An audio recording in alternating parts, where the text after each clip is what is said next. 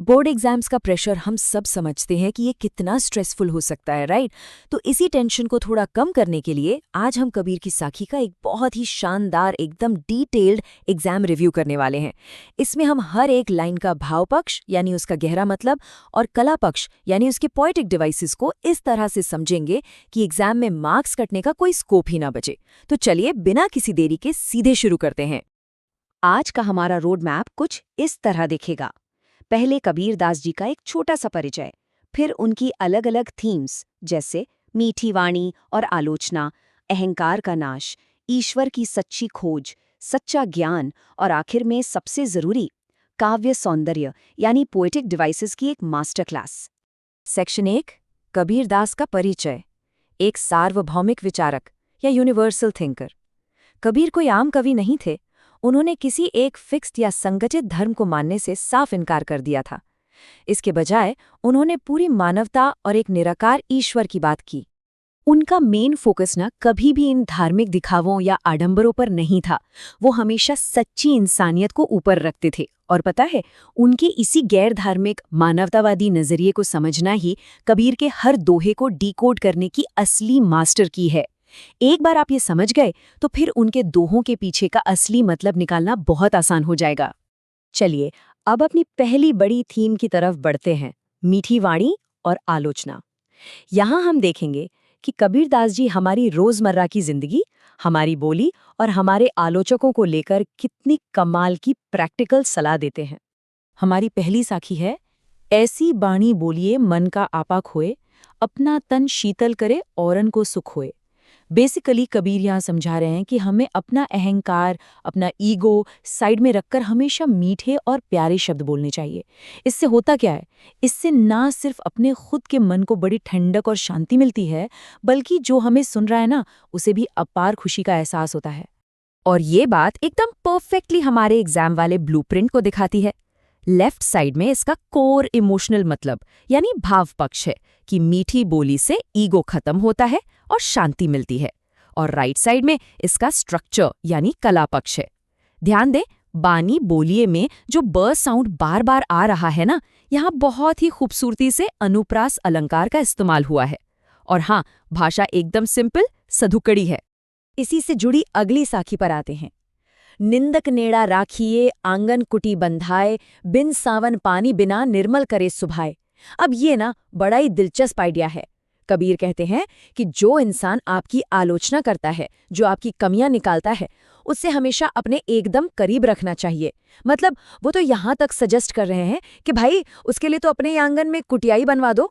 इसके पीछे का लॉजिक बहुत ही सॉलिड है।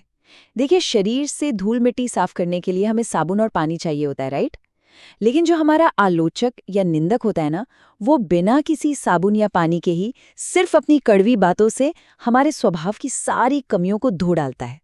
वो हमें अंदर से एकदम आध्यात्मिक रूप से साफ और निर्मल बना देता है। यहाँ एग्जाम के नजरिए से एक पल रुककर अनुप्रास अलंकार को थोड़ा और अच्छे से समझ लेते हैं। जब भी कोई व्यंजन यानी कॉन्सोनेंट साउंड आसपास के शब्दों के शुरू में बार बार रिपीट होता है, तो वहाँ अनुप्रास अलंकार होता है। जैसे इस साखी में निंदक नीड़ा को देखिए, 9 वर्ण बार बार आ रहा है। एग्जामिनर्स को ना ये चीज़ बहुत इंप्रेस करती है जब हम अपने आंसर्स में ऐसी बारीक चीज़ें पॉइंट आउट करते हैं। चलिए अब शिफ्ट करते हैं अपनी दूसरी थीम पर, अहंकार का नाश। यहाँ फोकस इस बात पर है कि कबीर के हिसाब से आध्यात्मिक ज्ञान पाने में सबसे बड़ी रुकावट आखिर क्या है। साखी है, जब मैं था तब हरि नहीं, अब हरि है मैं नहीं, सब अंधियारा मिट गया जब दीपक देखा माही। अब इस बात में सबसे ज्यादा इंटरेस्टिंग चीज पता है क्या है? वो है ये शब्द मैं।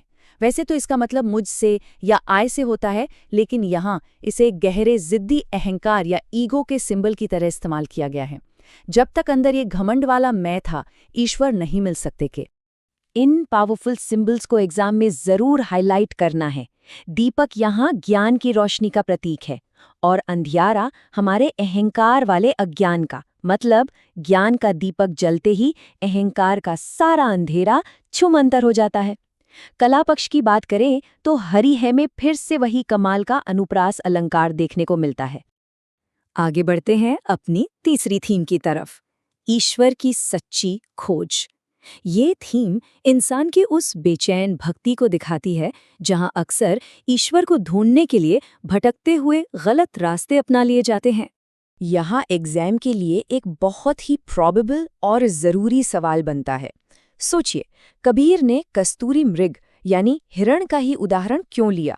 आखिर जानवरों के ऐसे रूपक या मेटाफर का इस्तेमाल करने के पीछे उनकी क्या सोच रही होगी? इसका सीधा सा जवाब इस शानदार एनालॉजी को ब्रेक डाउन करने से मिलता है।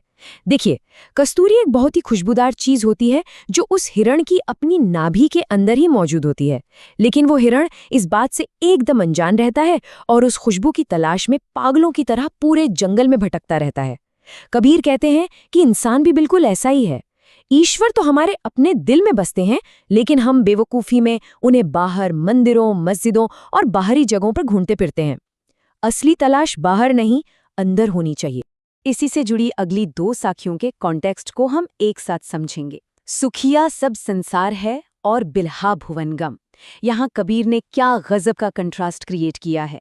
एक तरफ ये अज्ञानी दुनिया है जो आराम से खा पी रही है, गहरी नींद में सो रही है और खुद को बहुत सुखी मान रही है, और दूसरी तरफ एक ऐसा भक्त है जो जाग रहा है, तड़प रहा है, क्योंकि वो ईश्वर से अलग होने का गहरा दर्द महसूस कर रहा है। आइए जल्दी से इन भक्ति वाली साखियों के कला पक्ष को हाईलाइट कर लेते हैं। सुखिया सब संसार और दुखिया दास में हमारा जाना पहचाना अनुप्रास अलंकार है, लेकिन सबसे पावरफुल है बिरहा भुवनगम में रूपक अलंकार। यहाँ ईश्वर से विरह यानी जुदाई को सीधे सीधे एक जहरीले सांप के काटने के बराबर बता दिया गया है। और हाँ, घटी घटी में पुनरुक्ति प्रकाश अलंकार है, जहाँ बात पर जोर देने के लिए एक ही शब्द को उसी अर्थ में रिपीट किया गया है। अब आते हैं अपनी चौथी थीम पर, किताबी ज्ञान बनाम सच्चा ज्ञान। यहाँ हम देखेंगे कि कैसे कबीर ने सिर्फ रटकर पास होने वाली उस ट्रेडिशनल पढ़ाई की एकदम बेबाक आलोचना की है। ये साखी तो आप सब ने पक्का सुनी होगी। पोथी पढ़ी पढ़ी जगमुआ पंडित भया न कोई, एके आशिर पीव का पढ़े सो पंडित होए। कबीरदास जी बिल्कुल साफ साफ कहते हैं कि लोग जिंदगी भर मोटी मोटी भारी किताबें पढ़ पढ़कर खत्म हो गए, लेकिन कोई भी असल में सच्चा ज्ञानी या समझदार नहीं बन पाया। यहाँ से जो सबसे काम की प्रैक्टिकल सीख मिलती है वो ये है कि असली समझदारी तब आती है जब आप ईश्वर के प्रेम और सच्चाई का एक भी अक्षर अपने अंदर उतार लेते हैं। और पता है, आज के टाइम में भी यही सच है। चाहे आप साइंस पढ़ रहे हों या मैथ्स, जब तक उसका प्रैक्टिकल मतलब नहीं समझेंगे तब तक सिर्फ किताबें रटने का क्या ही फायदा। और हाँ, कला पक्ष के लिए पोथी पढ़ी पढ़ी में अनुप्रास अलंकार को जरूर नोट कर लीजिएगा। समाज पर कटाक्ष करने के लिए सद्दुकड़ी भाषा का क्या ही बेहतरीन इस्तेमाल हुआ है। अब पेश है हमारी आखिरी और सबसे ज्यादा इंटेंस साखी, हम घर जालिया आपना, लिया मुराड़ा हाथ, अब घर जालों तास का, जे चले हमारे साथ।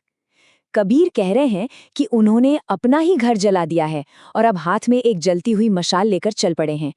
पहली बार सुनने में है ना ये थोड़ा सा अजीब, और यहीं पर हमें कबीर के प्रतीकात्मक या सिंबॉलिक स्टाइल की लेयर्स को खोलना होगा। यहाँ घर का मतलब ईंट पत्थर वाला मकान बिल्कुल नहीं है। ये घर हमारे शरीर के अंदर बसी बुराइयों, मोह माया और लालच का प्रतीक है। और वो मशाल क्या है? वो मशाल है ज्ञान का प्रकाश।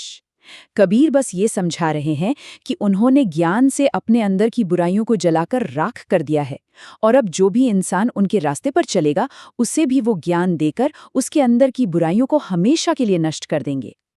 चलिए अब इस एनालिसिस को कंक्लूड करते हैं हमारी इस मास्टर क्लास के साथ।